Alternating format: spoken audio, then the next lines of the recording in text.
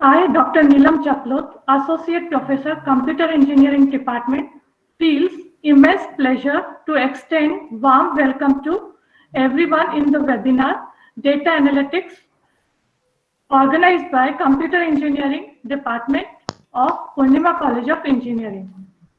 It is my privilege and honor to welcome our expert, Ms. Richa Sharma, Data Scientist, Chicago, USA. Dr. Mahesh Bundele, Director Principal, Poornima College of Engineering. Dr. Surendra Kumar Yadav, HOD, Computer Engineering Department, Poornima College of Engineering. Mr. Nimish Arvind, Deputy HOD, Computer Science Department, Poornima College of Engineering. Mr. Manish Dubey, Deputy HOD, Academics, Computer Science and Engineering Department, Poornima College of Engineering. All participants and students of the college. The data analytics has become a buzzword recently. It has changed the way our lives by introducing business intelligence capabilities through data analytics. Hence, this webinar is organized to understand the broad topic in data analytics. May I take the privilege of requesting Dr. Mahesh Bundele, Director and Principal, Poornima College of Engineering, to propose a welcome speech to the gathering and also facilitate Ms. Richa Sharma with memento as a token of remembrance on behalf of Poornima College of Engineering. Neelam ma'am, please remove your sharing. Yes, sir.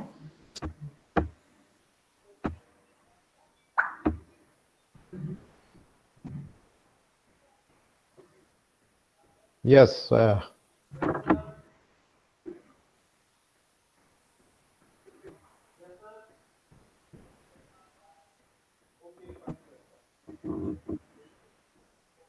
please. It is being shared, I think. Is it visible? No, sir. Just a minute. No, sir.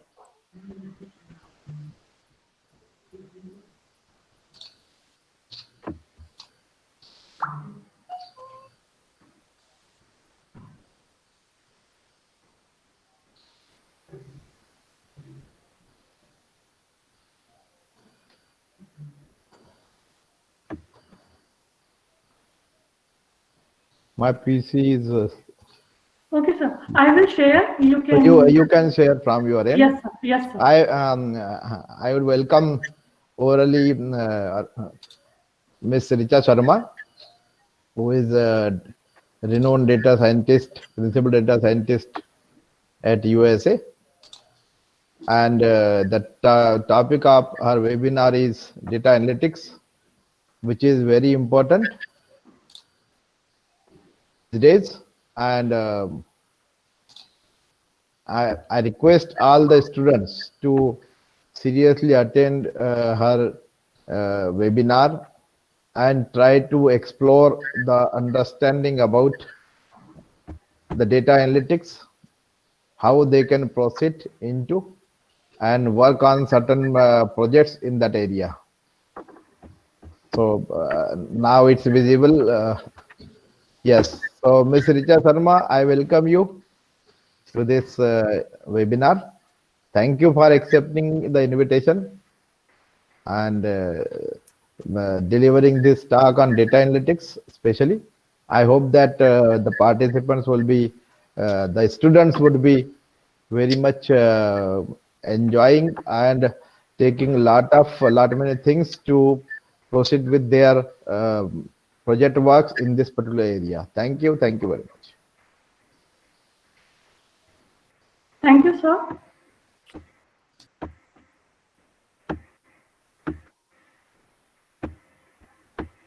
So thank you, Dr. Bundele. I appreciate, and I think it's an honor and a privilege both to be able to, give back to the place that I've learned something from. So thank you for the privilege, sir. Thank you, ma'am. I'm extremely delighted and happy to take this opportunity to introduce our expert of the day, Ms. Richa Sharma. Miss Richa is currently working as a data science professional in USA. She has worked with highly impactful teams across the geographies in North America, Europe, Africa, Asia, with a focus on financial services. She has been leading the data science team at Discover Financial Services in Chicago in a career journey spanning nearly 7 years so far. Richa's self-discovery pursuit towards uncovering a purpose-driven occupation took her into three major career transitions. Her experience as undergraduate engineering degree from NSIT, New Delhi, covered learning strategic leadership at Future Leaders Development Program at Berkeley, running a multi-year voluntary leadership program at Teach for India, obtaining a MS from Columbia University in New York.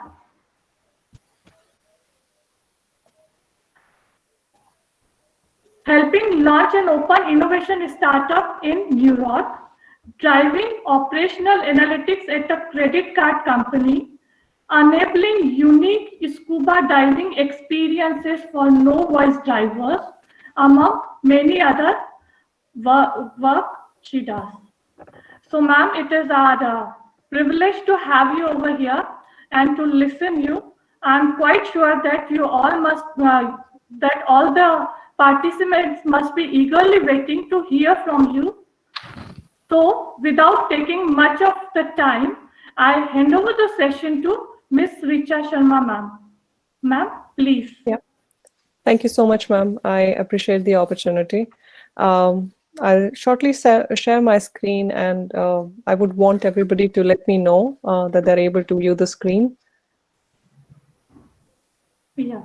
I request all the participants to write the queries in the chat box. If they have any queries, please write in the chat box so that we can ask to ma'am. Yes, ma'am, please. Yeah.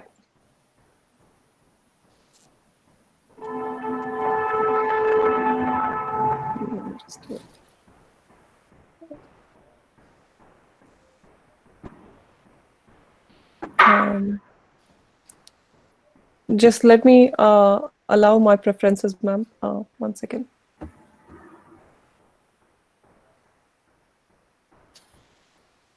Are you not able to share? I'm trying to share my window, but it says it cannot share. So I'm just trying to see the, I think I need to enable it in my Chrome. Yeah. Yeah. Just give me a second, please. I've given permission from here. Okay. What permissions are there? Yeah, let me check it, ma'am. Yeah, please. Yeah, all permissions are on from my side now. Okay.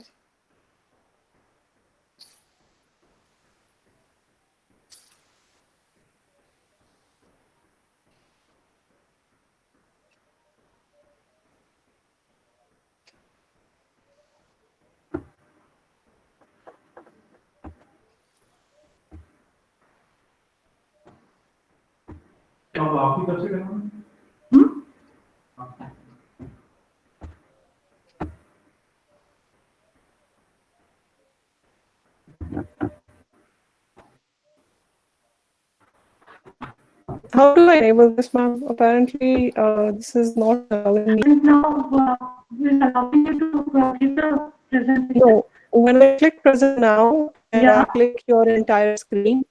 Go for window, open window, PPT window. Okay. Yeah. Okay. Go for Even window. if I do the window, ma'am, it says that Google Chrome might not. Yeah.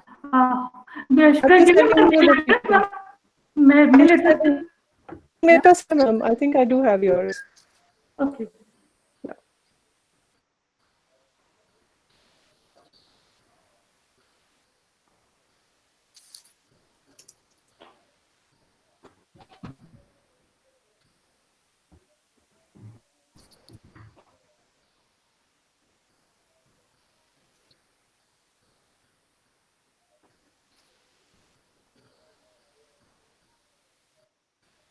Richa ma'am, please try one more time to share your screen. Yeah, just a second. Miss please एक दो student exit हो जाइए meeting से या faculty exit हो जाइए. हाँ sir, ठीक है स्टूडेंट्स, मतलब 5 to 10 स्टूडेंट्स आप लीव कर दीजिए पर मीटिंग को. हाँ जी मैम, आप शेयर कीजिए.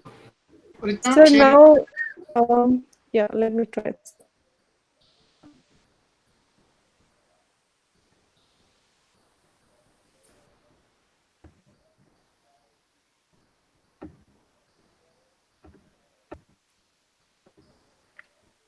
Window and it's still saying the same thing. So Okay. Send your. I've already sent you. Did you get my email? Which I sent it to Neelam Chaplot. Neelam Chaplot at Poornima. Yes. Okay.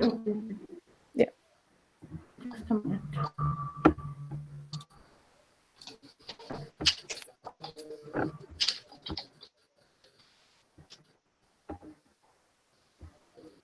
Yeah, I think I've received it. Just a minute. It will hardly take a few minutes.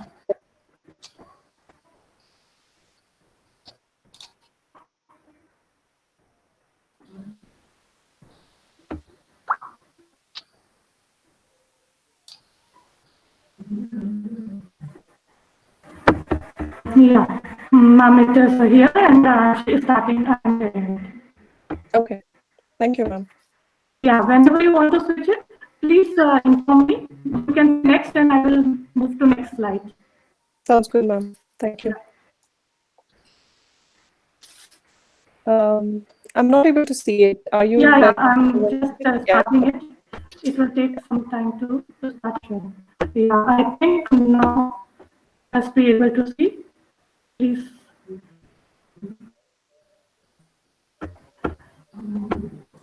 Are you able to see? Yes, ma'am. Okay, so I'm starting the slideshow. Okay. Yeah. Yeah, I hope the formatting hasn't changed. So we can simply go to the next slide, ma'am. Yes. Even the next one, I think. So I've already been introduced, so I don't think I'm going to spend time there. All right.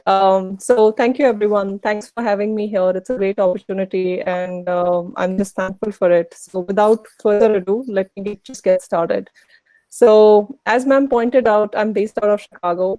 And there is an art institute very next to my place. When I visited there, they gave me this small pamphlet which had these famous words of Swami Vivekananda. There is a small auditorium which is now part of that institute where Vivekananda gave his exemplary speech at the Parliament of World Religions in 1893. And he said that education is the manifestation of perfection already in man. I want to start today's session with those words, with that thought in mind. Coming from a world of data analytics, I find a lot of meaning in those words, especially with regards to data science. And as we go through this presentation, I think I'll share those experiences with you as well. The word manifestation here in particular, I think, is the right word, the apt word with regards to data science as well. Manifestation means embodiment. And as you start playing more and more with data, you will recognize that data also manifests useful insights when handled well. As one grows in the world of data analytics, these words will start resonating more and more with you. And you will recognize that how profound the meaning is, how profound these words are. So let's start on that note. Can we move to the slide map, please? Yes. So you can click one more. There is like an animation in there.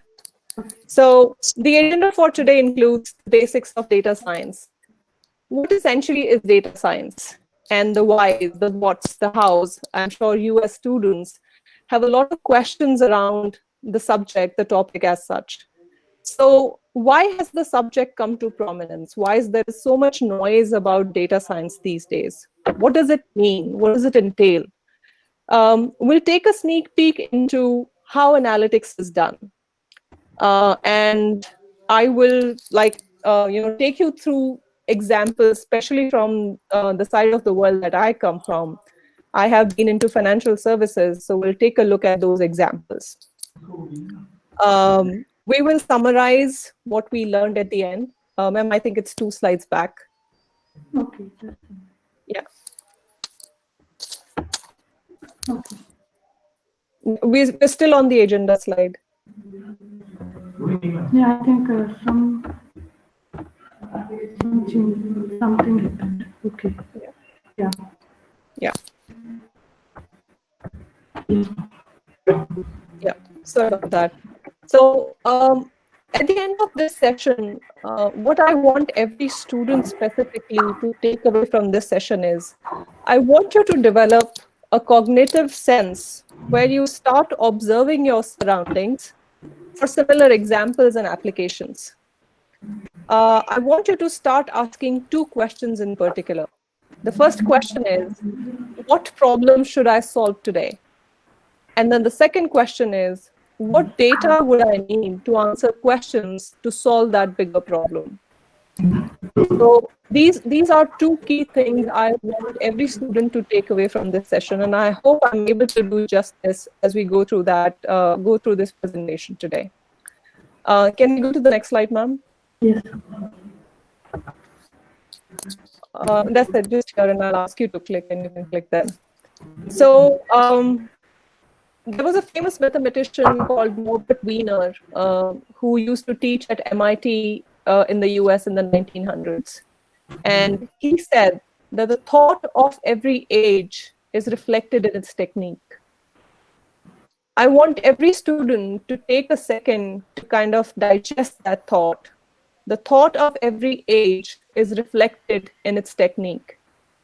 And when I say this, what I mean is that if you look at a specific period in time, you will find that there is a common theme to major inventions in that era.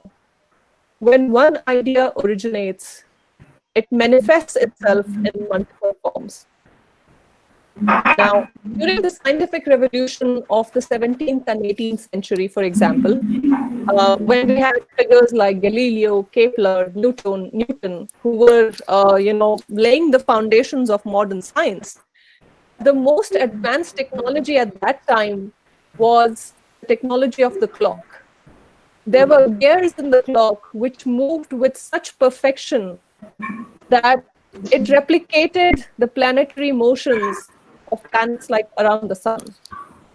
And it was no coincidence that the 17th century philosophers, the philosophers in that age, people such as René Descartes, they started describing even the most basic functions of plants and animals using organic clockwork mechanisms.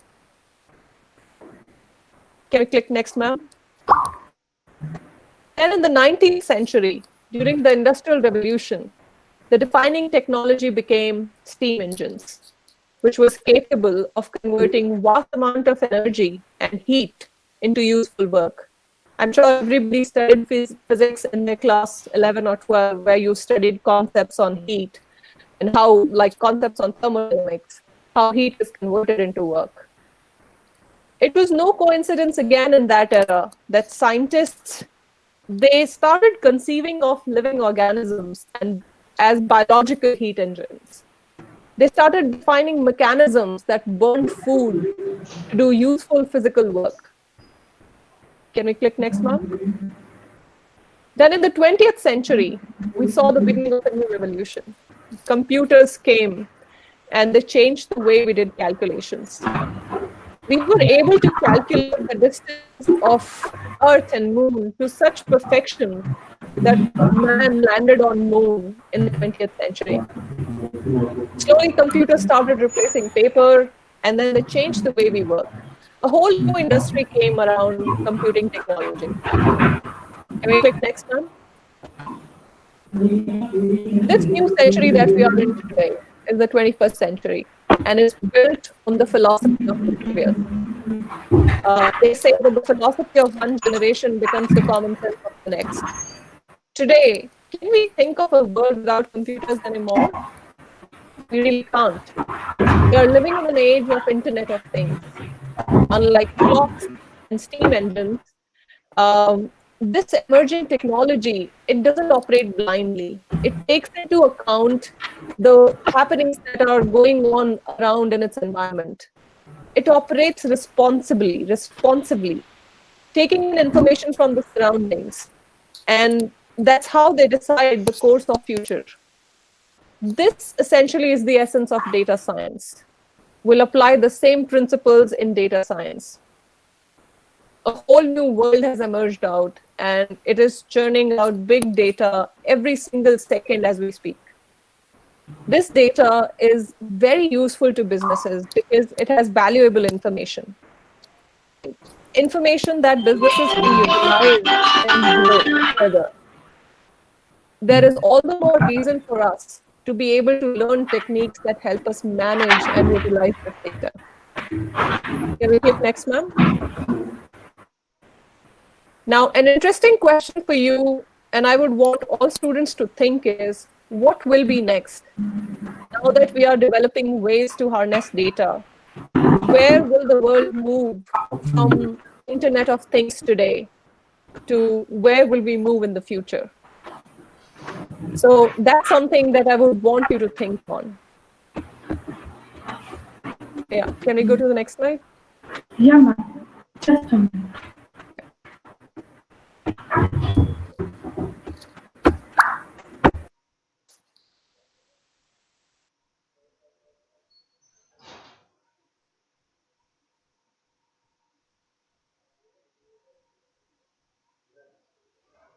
Next one. Yeah. Yeah. You can click on two more next. Because easy to explain. All right. So when it comes to seeking inspiration with regards to data science, we don't have to go too far. Our human bodies, they have been carrying a century's worth of information and processes that are a source of great knowledge. The way we have evolved, the way we have learned, the way we have adopted or adapted over generations is nothing less than a wonder. Human body is indeed a complex machine. It encompasses a nervous system, it has muscular system, it has respiratory system, it has digestive system, it has excretory system, and then it also has a skeletal system. All those unique systems which make up this complex human body. How much do you think, how much of our own knowledge have we been able to replicate in the real world? Here, I want to bring in two specific examples. Take, for instance, a camera. A camera is a machine, right? Now, it replicates the human eye in performing the function of capturing an image in exactly the same way. The human eye is a wonderful instrument, relying on physics principles of refraction and lens to form images. A camera is modeled on the same principles, isn't it? Just as your eye has an iris, a pupil, a lens, a retina, a camera also has similar kind of features doing same functions, performing in similar capacity in trying to capture an image just as the eye does. Similarly, if you want to take a look at another example, the other example that we have is the human nervous system, where we have neurons which take information from one neuron to the other. And the mechanism is complex and yet so simple that never ever an information goes to a wrong neuron. So that's the efficiency of our human nervous system. We have tried to replicate this efficiency in artificial neural network. So when you go about studying neural networks, as you study computer science further, you will realize that the basic principles remain the same. We just try to replicate the principles or replicate our learnings from one area, and we try to replicate in the other one. So do you agree that human physiology can be replicated in other areas as well in inventing new things?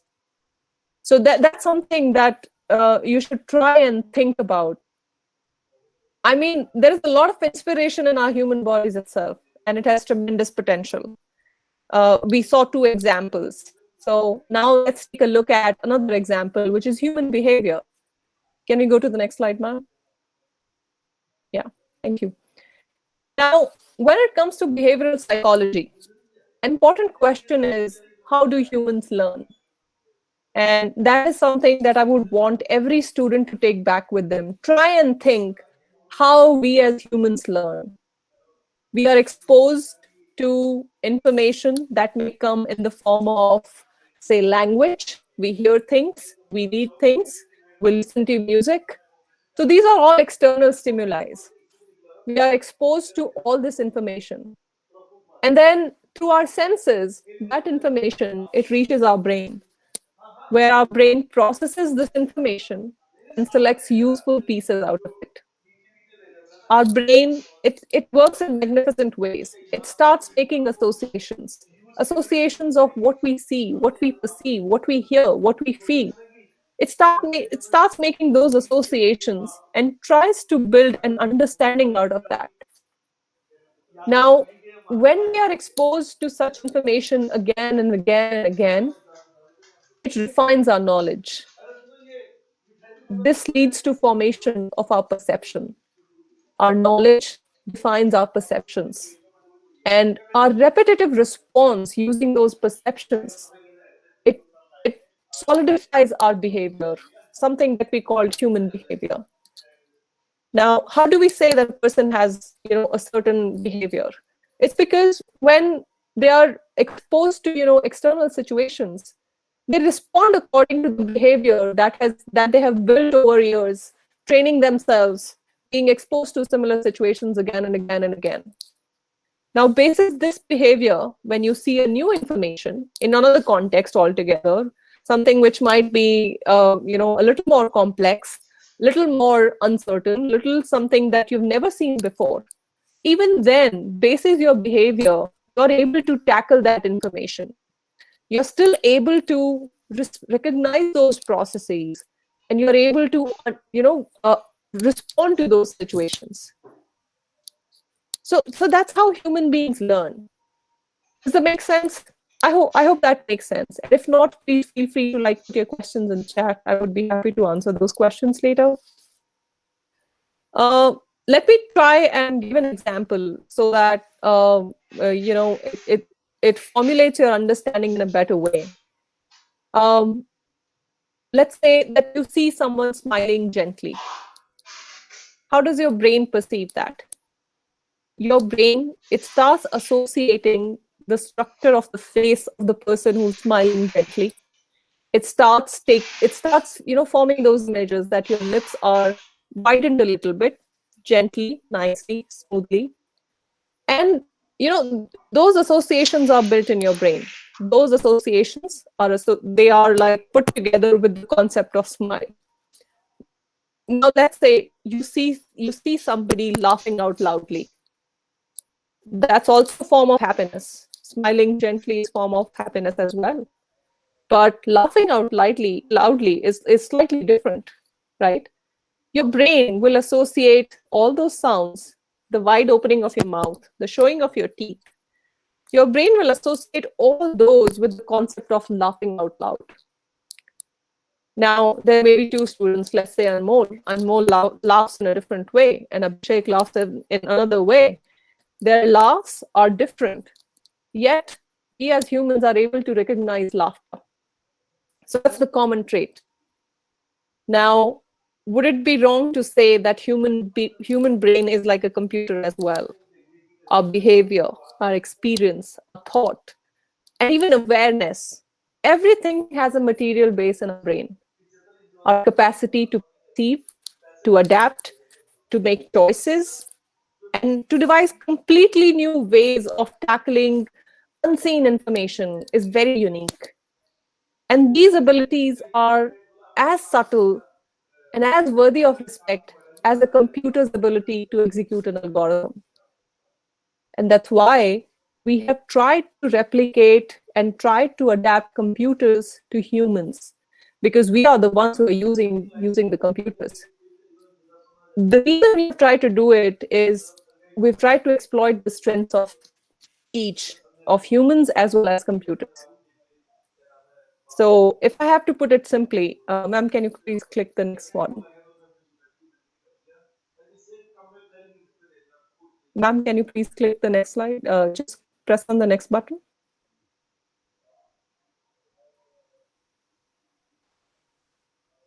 Yeah, thank you. So I want you to think in same regards. The way we learn as humans, the same process can be replicated in machines. And that's where the concept of machine learning originates from. Just as we as humans learn, the same way we treat, if we replicate the same process with machines, they'll be able to learn as well. And that's the whole idea behind data science. Can you go to the next slide now? So far, we've used multiple terms with regards to data science itself. I'm sure all of you must have heard terms such as deep learning, artificial intelligence, big data, what is data science, IoT. All of these terms, they fall under the same umbrella. The way they differ is that they take a certain aspect of data science and move in a more specialized way in these specific areas. So as we go along in this presentation, we'll discuss some of these terms in detail. And we'll try to differentiate like how data science is different from, let's say, machine learning, or how data engineering, for example, is different from data analytics. So let's go to the next slide, and we'll start with data science itself. Now, what on earth is data science? So this is a snapshot that I gathered from one of the online presentations that I saw out here in San Francisco. And somebody said that data science is nothing but statistics on a Mac. Now, no, not at all. That's not how you define data science. Who is a data scientist? And then they said that a data scientist is a statistician who probably is living in California. Utter nonsense. No, not at all. Let's not complicate things than they already are. Data science is a huge field, and every day new discoveries are being made, which is making things more and more complex. So let's at least keep the definition of data science very simple. Can we click next, ma'am? In my experience, as I have worked on different data science projects within organizations, I have learned that data science has more to do with solving a problem than with the complex algorithms that come into place. In simple terms, it is the discipline of using data to solve a business problem. And by that business problem, in different worlds, it can mean different things. In a different world altogether, you're trying to answer certain questions which will solve a bigger problem. So if you can use data and the power of that data to answer those questions, then that's where you're using data science altogether. So you may have millions of rows of data with you, as part of your business, as part of your process. But if you cannot drive value out of that data, it's pretty much useless. You are not using data science. So the purpose of data science should be towards, solving a question, answering a question, and solving a problem which makes your lives easier, maybe. So let's take that definition of data science with us going forward. Can we go to the next slide, ma'am? All right. So depending on what you do with data, there can be various domains. You may ask, what is big data? What is the difference between being a data analyst and being a data engineer? Don't they use machine learning? Isn't everything like machine learning? So these are certain common questions that we are often, we are proposed this question time and again. And all of these are valid questions. And before we go further, I would want students to take a note that even though they fall under the same umbrella, yet there are specifications which make all these areas very different. And I would like to answer or try to provide you like some basics or some background into each of these areas. Big data, as the name itself suggests, it is defined by the scale of data, a large number of observations, something which cannot be handled by one machine alone, and you need more than a single machine to be able to handle that data. When you are dealing with that size of a data, it's called big data. And then most of the data in this world is unstructured. That means you need to pre-process it before you start using it. There are various technologies that have been built around, exploiting big data as such. The technologies of Hadoop, the technologies of open source using Spark, all of these technologies are used in big data. Data analytics, on the other hand, it concerns itself with extracting insights from data. It can have two stages. One is exploratory analysis, where you examine the data and you come up with conjectures by visualizing the data, trying to understand the patterns that are established in the data itself. You try to use statistical methods to discover relationship between different data variables. So that's exploratory analysis. The other part of it is confirmatory analysis, where you already have conjectures and you test and validate those conjectures using the data. This means using concepts such as hypothesis testing. You try and check for false discoveries. So that's what data analytics is. A simple example of data analytics is if you are able to use SQL or SQL to find answer to a burning question. If you are able to do that successfully, you qualify to be a data analyst.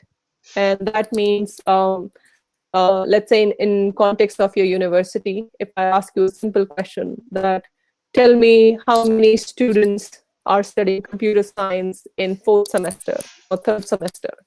If you are able to use SQL to be able to find that answer, you qualify to be a data analyst. So that's about data analytics. Let's move to data engineering. So what is data engineering and what is a data engineer concerned with? Data engineering concerns itself with data extraction. More than focusing on driving insights out of the data, it's about providing data in a useful form to somebody who can use data analytics over that data. So data engineer is somebody who is expert in database management systems, who understands the concepts of data mining, data architecture, and design. In a sense, they are responsible for data extraction and providing data in useful form to, let's say, other teams who have more proficiency in data analytics or machine learning or even big data. So data engineer's job is management of data. The last one is machine learning. So machine learning specialization, it uses advanced algorithms where you try to predict or classify, you work on those kinds of problems, prediction and classification. A lot of focus in machine learning is on how the algorithm performs and what are the accuracy levels associated or achieved using that specific algorithm. So that's about machine learning. All right, ma'am, we can go to the next slide. So, so far, I hope that it's not like going over the roof and going over your heads. I hope I'm trying to keep it very basic and trying to keep it simple so that everybody understands it. And I hope students are able to derive value out of it.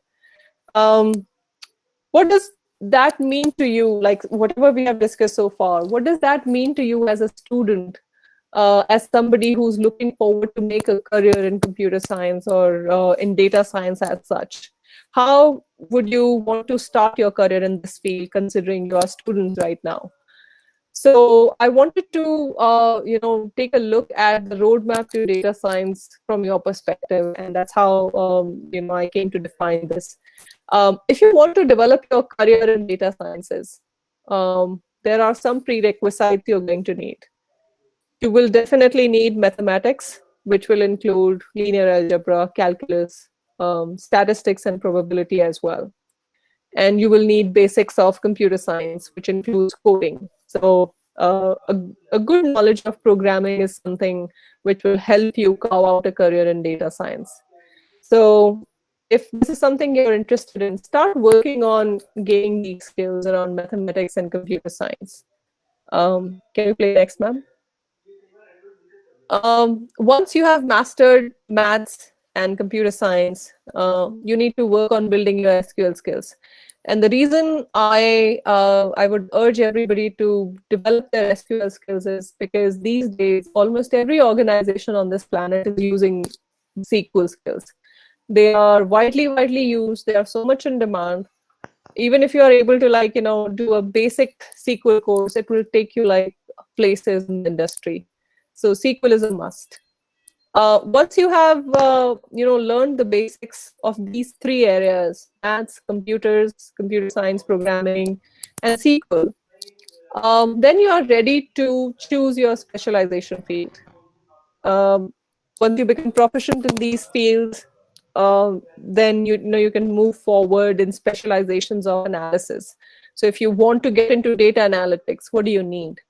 You will need excellent communication skills. You will need good Excel knowledge, along with visualization tools such as Tableau, such as BI. Those tools are important. Then you need to understand how do you clean your data. You should be proficient in making reports. You should understand what A/B testing is. So start looking up for these things when you go online. These will be helpful. If you want to be a data engineer, you need to understand what data management is. So that would mean understanding what data architecture is. How do you build a data warehouse? What kind of cloud infrastructure knowledge you would need? What kind of cloud computing skills would you need to enable a data warehouse?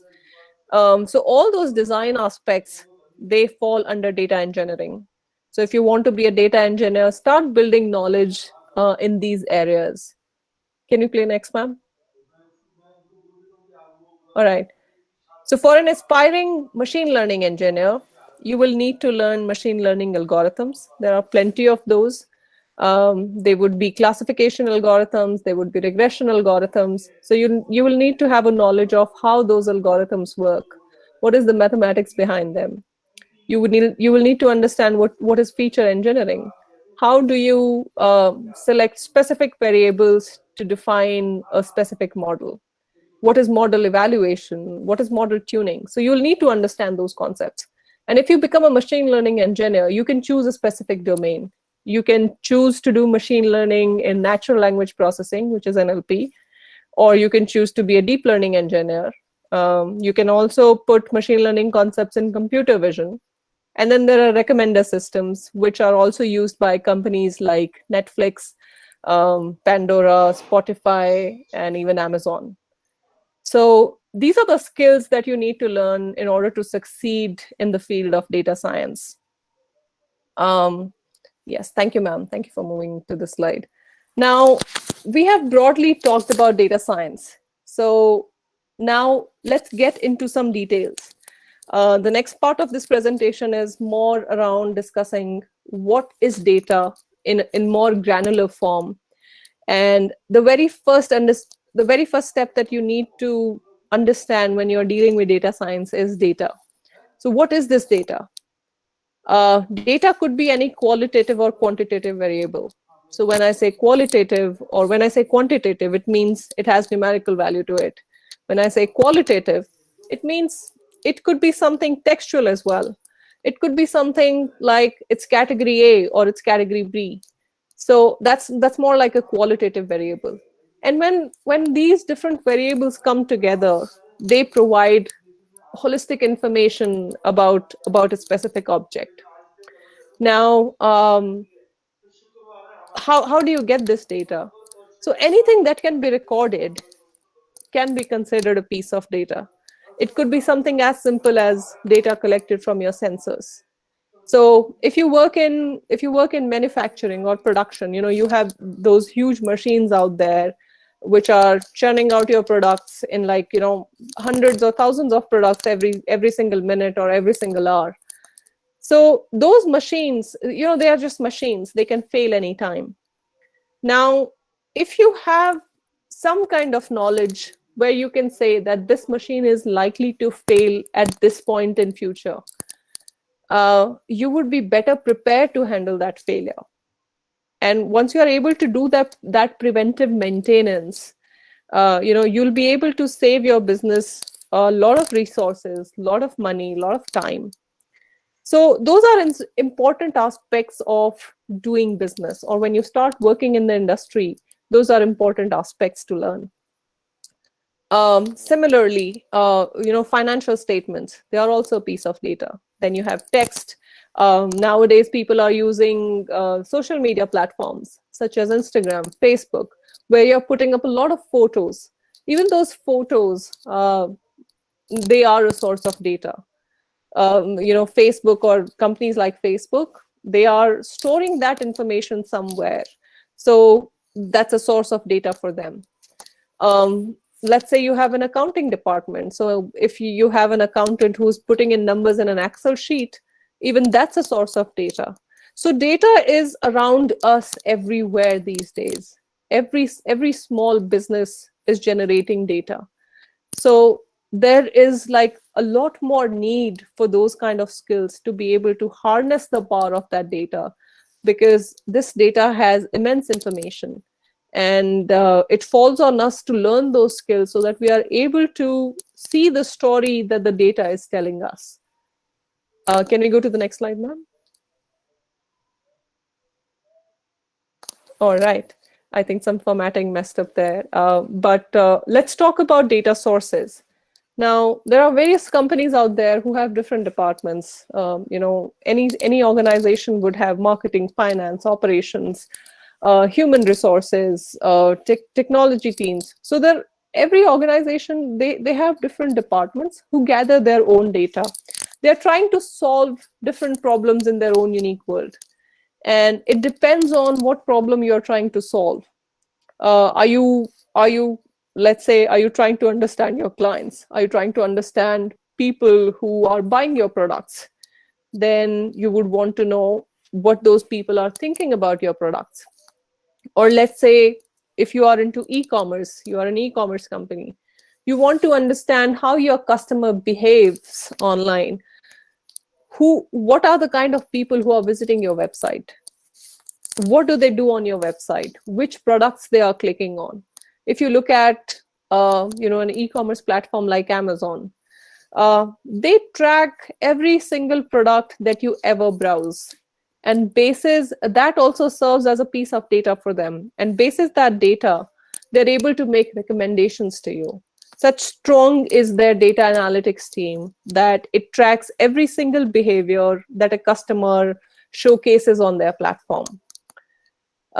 You may also be part of strategy groups in different organizations. So you may want to understand customer segmentation, like what kind of customers have similar traits, or if you want to ask your customers to rate items, something that Amazon does again. So these organizations have created data sources at different points in the customer journey. So every interaction that the customer has with your organization can serve as a data point for you. It can serve as a data source for you. So that's about data sources. Let's go to the next slide, ma'am.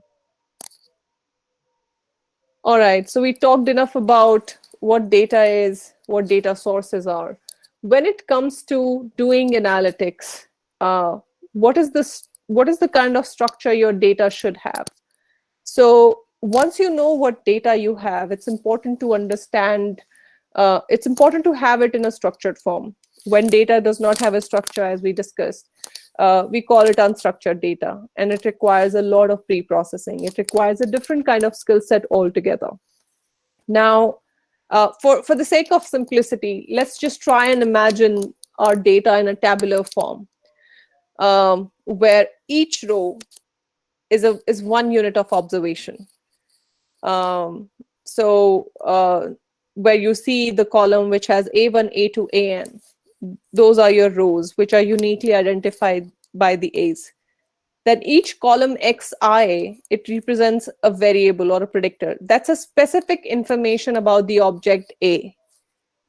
Then y is the outcome variable that we are trying to predict. So we try to establish the relationship between the x's and the y's. And based on what we have established, we try to predict for the future values or for the values that we have not seen yet.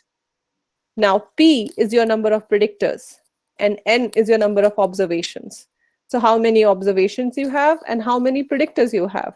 So that will determine the size of your data. When you have N number of observations, that is utilized to form your training and test sets. How many of those points would you be using to, say, train your model? So that's why the size matters. Like if you have a smaller size, your model accuracy may not be great. The more you train your data, the better it becomes. So let's go to the next slide, ma'am.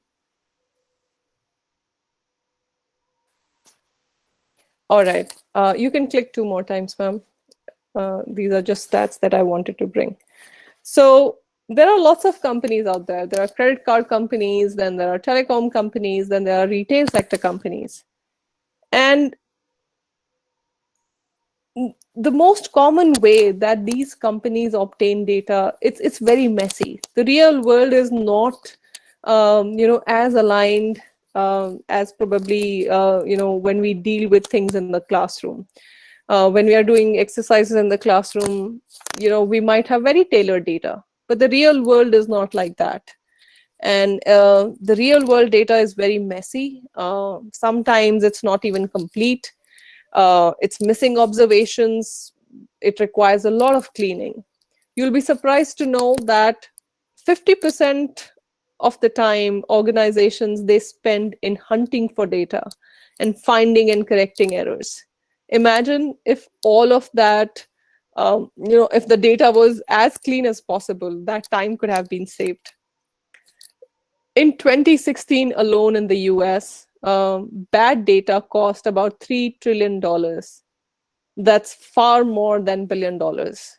It was like the revenue itself wasn't $1 billion, but the bad data cost was about $3 trillion. That's a huge cost. All it requires is making sure that the data that we are gathering is in the best possible shape. It's clean as possible, because the quality of your analysis will depend on how good quality data you have. Then if you are a data analyst, you will spend 70% of your time just cleaning the data. And that's where we see like a lot of efficiency potential. Can we press next, ma'am?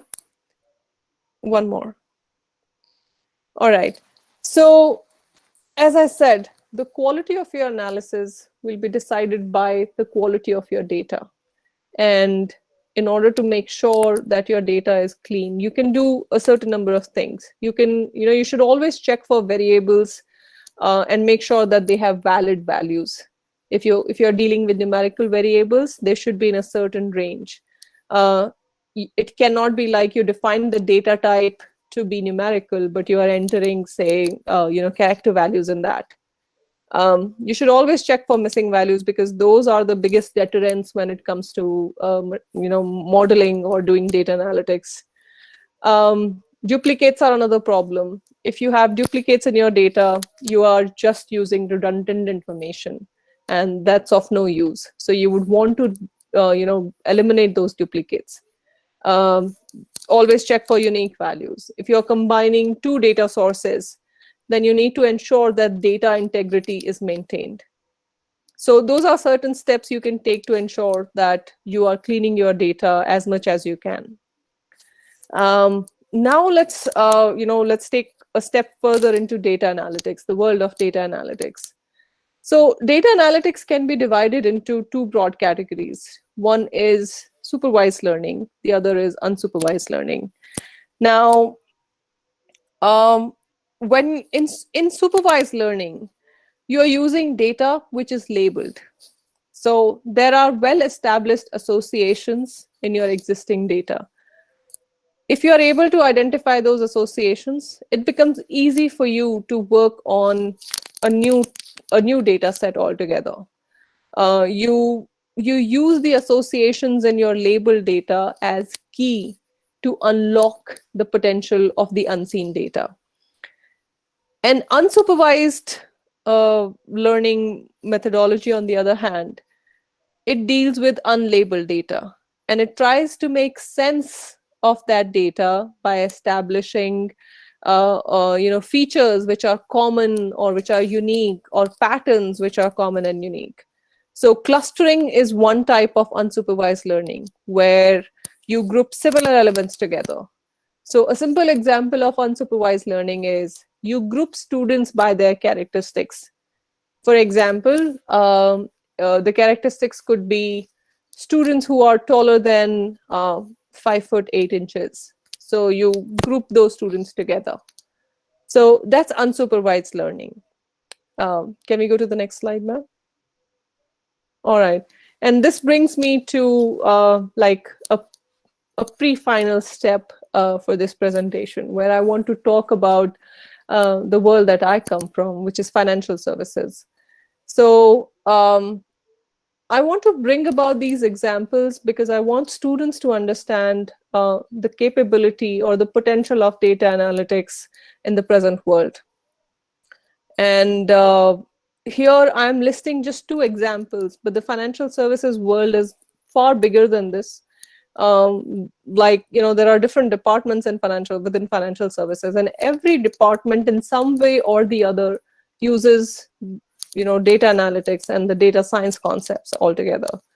For simplicity, I'm presenting two areas here so that you understand that these are different business areas within financial services. So within supervised learning, we have something called forecasting call volumes. So I'm sure that everybody here has used a credit card. Has it ever happened that there was a transaction made on your card without your knowledge? What does one do when something like that happens? You try to call your bank and you try to tell them that I did not make that transaction. You try to stop those fraudulent transactions. So what should a bank do in that regard?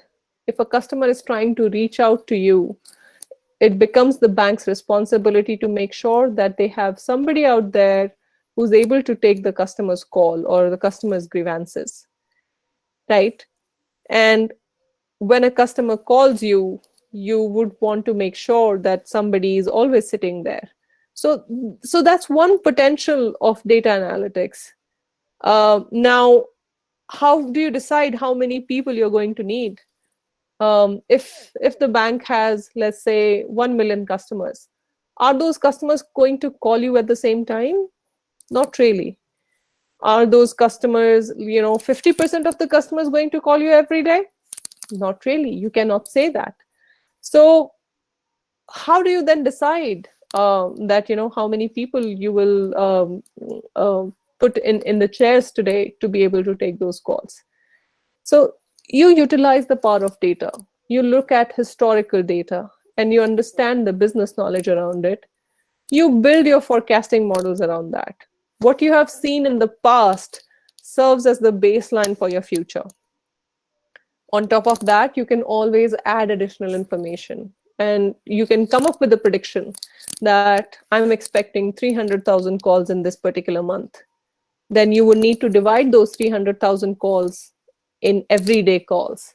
And then you will need to divide those everyday calls into hourly calls, because even the agents who are taking your calls are human beings, and then they work only specific number of hours in a day. So you got to understand the balance between customer experience and operating costs. you want to make sure that there are enough people to be able to take the calls, but then you also want to make sure that those people are not sitting idle. They are taking those calls because you are eventually paying them. So there is cost also associated with that. Now, let's take a look at the unsupervised learning example. Let's say you wanted to extend an offer to your premium customers. How would you do that? Your premium customers could be those people who have more than 5,000, who spend more than $5,000 or rupees on their accounts, or they could be people who have more than 10,000 rupees in their savings account. So based on these features, you can group those customers and enable the offer in a very easy way on those specific accounts. So that's one example of unsupervised learning. Can we go to the next slide, ma'am? Okay, so I wanted to show this demo, but let me see if I'm able to share my screen right now.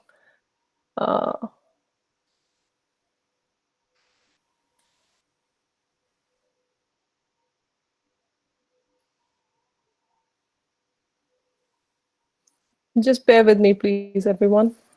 Yeah, should I remove this presentation? Yes, No, ma'am. just hold on. Yeah, I mean, there is just last slide, ma'am. Actually, can you go to the last slide? I'll cover that, and then I can go ahead and give the demo. Okay, okay, ma'am.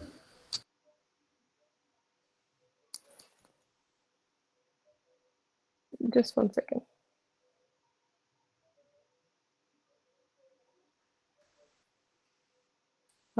We can go to the last slide, ma'am, and I'll take you to the demo once I figure out how to share my screen. One more down. Yeah. So if I have to summarize the takeaways, I think for students from this session, certain things that if you would want to go back and learn more about, then these are the things that I think you should pay attention to. The first is Internet of Things. There is a lot of talk around here, at least in the US, that I see.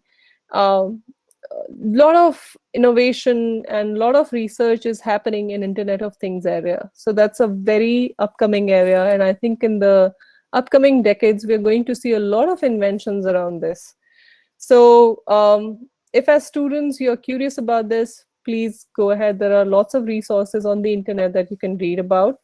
And this will add a lot to your knowledge. The second concept, if you are interested in learning data science, is understanding how humans learn. And if you are able to put a process to that, you'll be able to understand machine learning in a much easier way. The third is, before using data science principles, think on two questions. What problem I'm going to solve, and what data do I need to analyze to solve this problem? If you start with these two basic questions, I think you will be on the right path, not only to learn data science, but also solving bigger problems in society that exist today. So at the end, that should be our goal, that we resolve problems in a way using technical expertise that we have. And that's how actually we should be like taking leaps in this world. The fourth point is choosing your adventure. Choose what kind of specialization you would want to do. Do you want to be a data scientist, or do you want to be a machine learning engineer? If you want to be a full stack developer, you will need to learn all these concepts altogether. It will include big data, it will include machine learning, data science, data engineering, everything. So pick your poison. Pick what kind of adventure you would want to get into. You can always have phases. You can always start with data science, but eventually you can learn all these things as you grow in your career. The third thing to understand, the pre-final thing to understand is that the quality of your analytics will be as good as the quality of your data. So make sure that before you start doing any analysis with your data, make sure that your data is in proper format, is in proper structure, it's clean, it's not missing any useful information. And the last bit was around supervised and unsupervised learning. go ahead, explore more in these areas, and you'll be surprised by the amount of research and knowledge that has developed with regards to these two specific areas. So those are my 2 cents. Thank you so much. I am truly thankful for this opportunity, and I'm trying my best to show you a demonstration using R. But right now, I think I'm finding it a bit hard. So my apologies for that.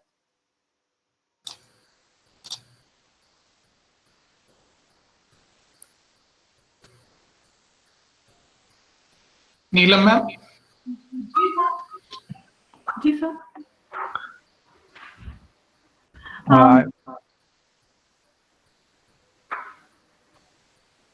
Ma'am आप नहीं share कर पा रहे हैं I'm trying now. क्योंकि I will stop the presentation, then only you'll be able to share. So let us see if you can. I have stopped the presentation. Thank you. Let me try it, ma'am, one more time. Yeah.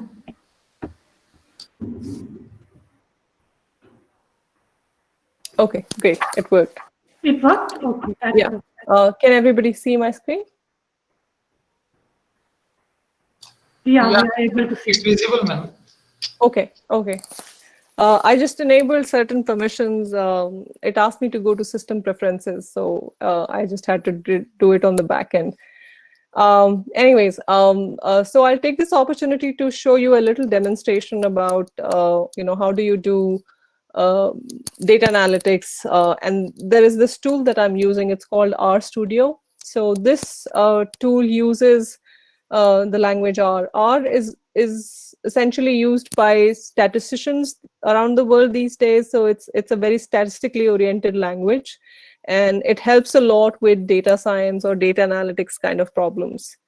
So in this demonstration, I'm trying to solve a problem where we are trying to predict salaries for people who have a certain numbers of years of experience. So that's the problem we are trying to solve. Now, what kind of data do I need to be able to solve that problem?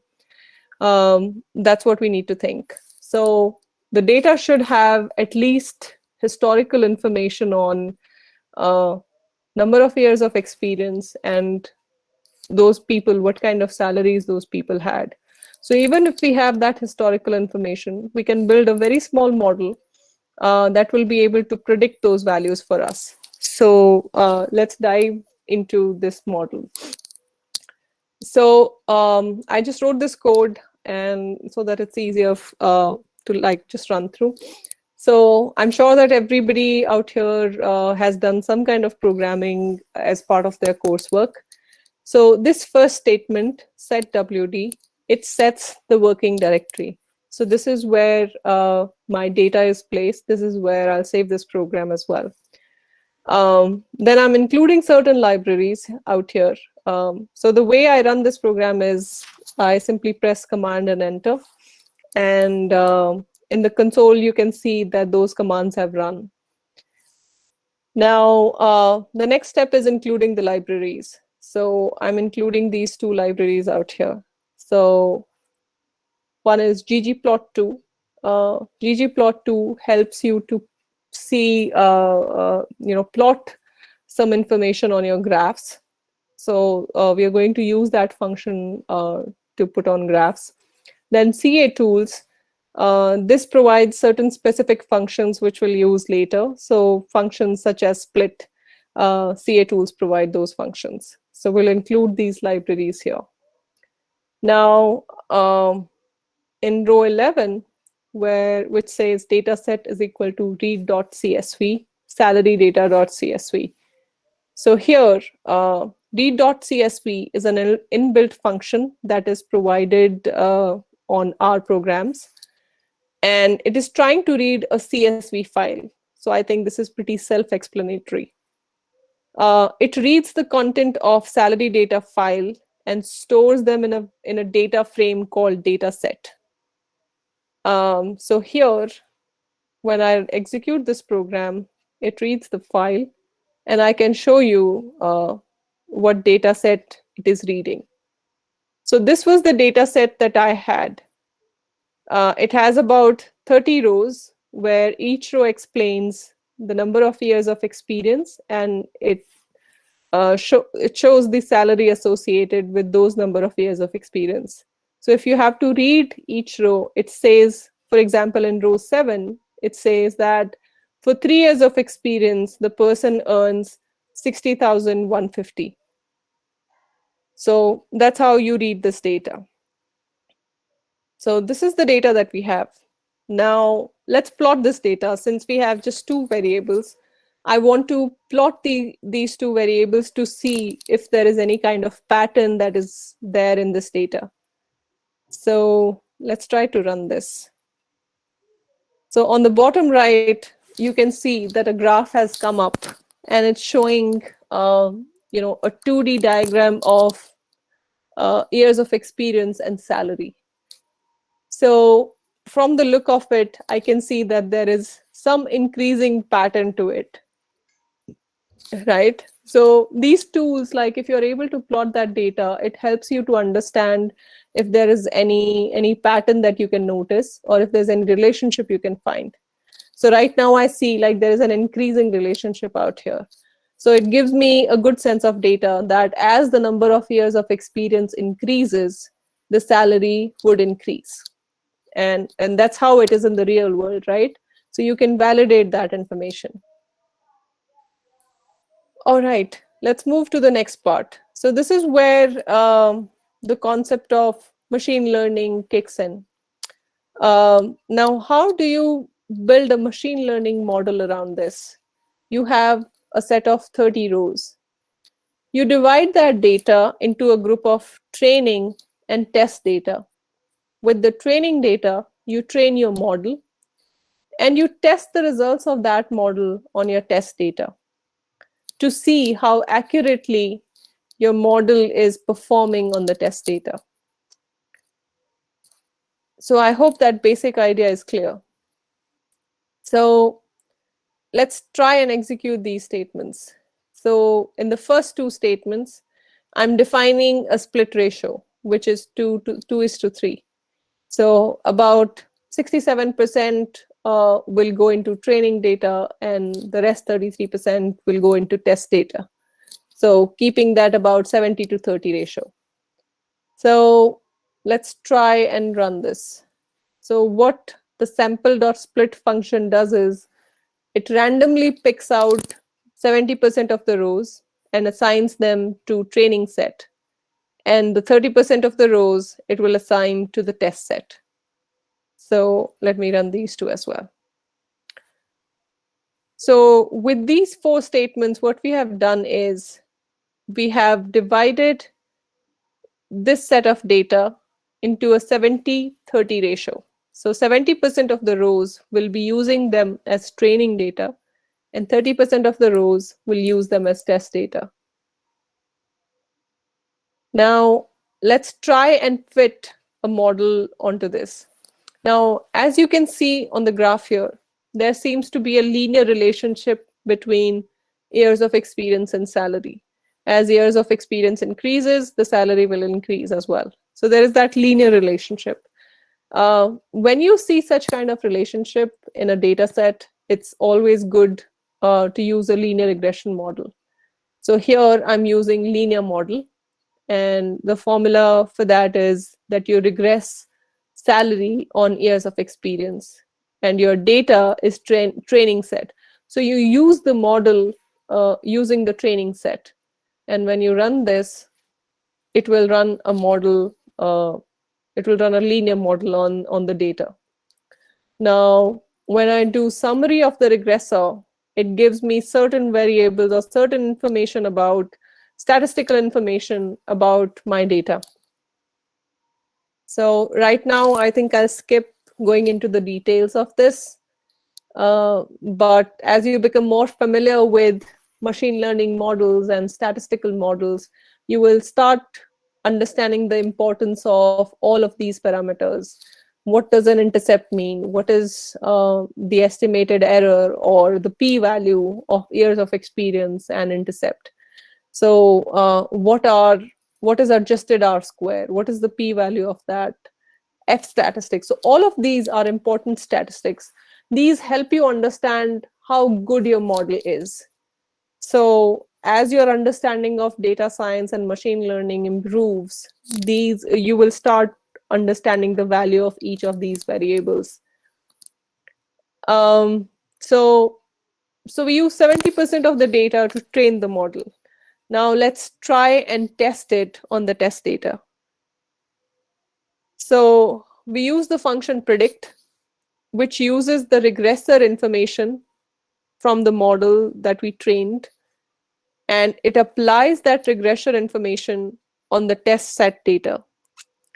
So what it essentially does is that it identifies the associations from training set and tests them or predicts the value using the test set. Now, if I have to show you the plots, so this is the plot for training results.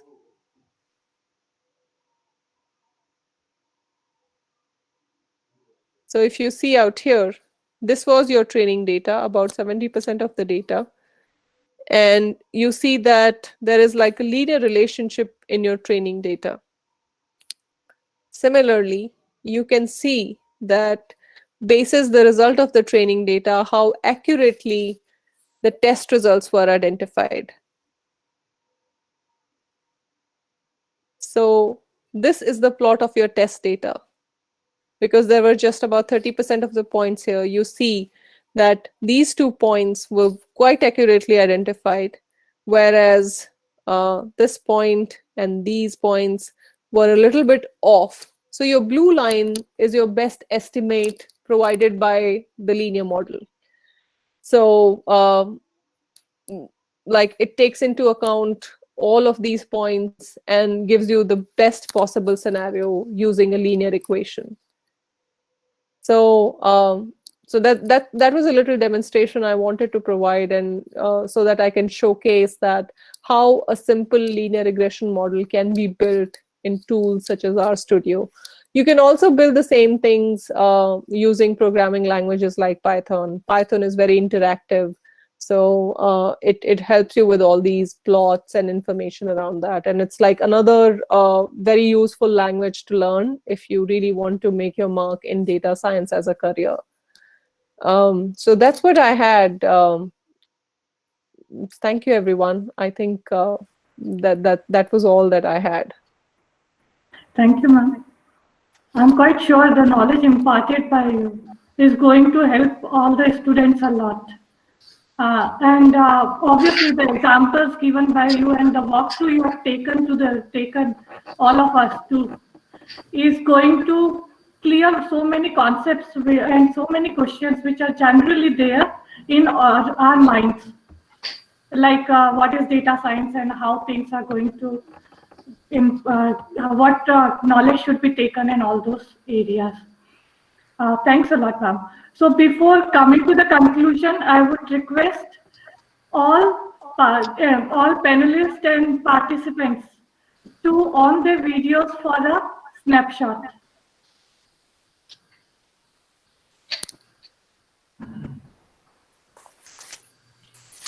All are requested to please turn on your videos.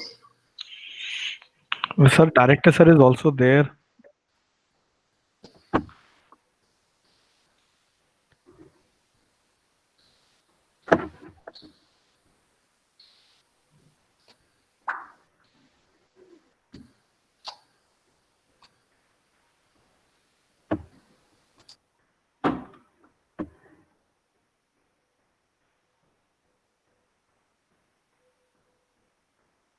So I think, sir, आप ले रहे हैं. Manish, sir, can you see all? Okay, thank you, sir. Sir, turn on कर रहे हैं अपना video. Wait for a few seconds.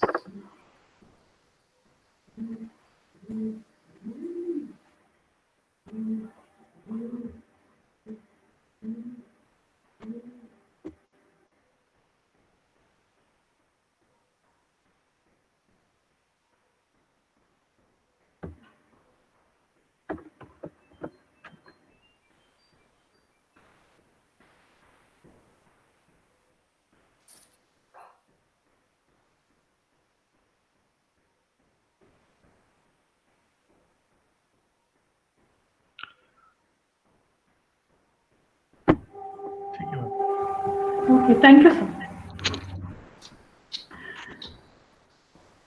So as we Okay. come, Thank you. Thank you, Ms. Richa. Thank you, as sir. we, Thank as you. we I come appreciate near to conclusion of this wonderful session, I would like to invite our dynamic person, Dr. Surendra Kumar Yadav, HOD, Computer Engineering Department, to propose vote of thanks. Under his guidance, the department is working towards overall development of the students. So, sir, please. Thank you, Neelam ma'am. Honorable Professor Mahesh M. Bundele, Director and Principal, Poornima College of Engineering, Resource Person Ms. Richa Sharma, Data Scientist, Chicago, USA, and Professor Pankaj Dhimla, Vice Principal, participants and faculties. The objective of this whole program is to enlighten and enrich the participants with the newer and basic concepts of the data science in different field of the computer science and other.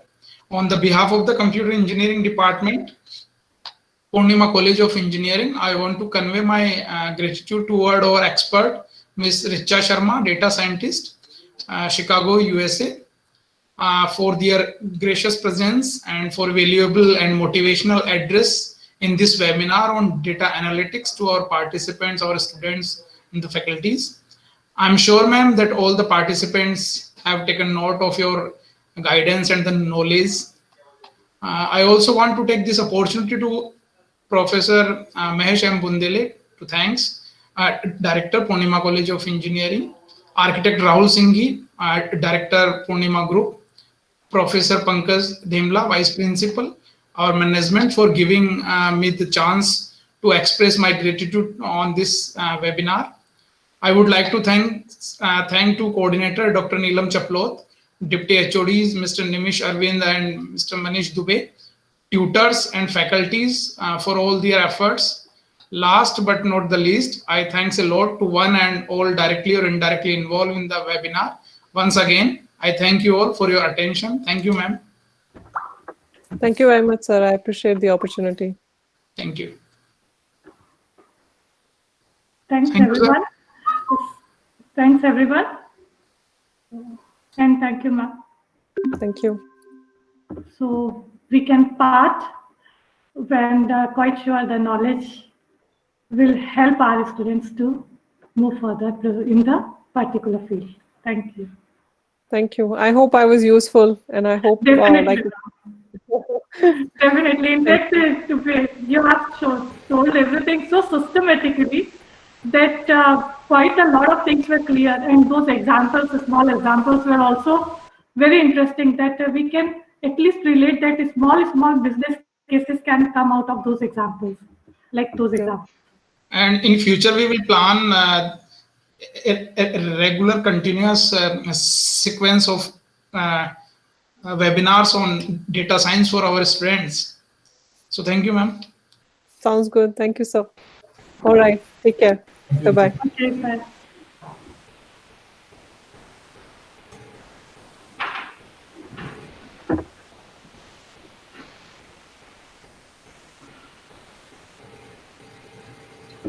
Students, please leave the webinar.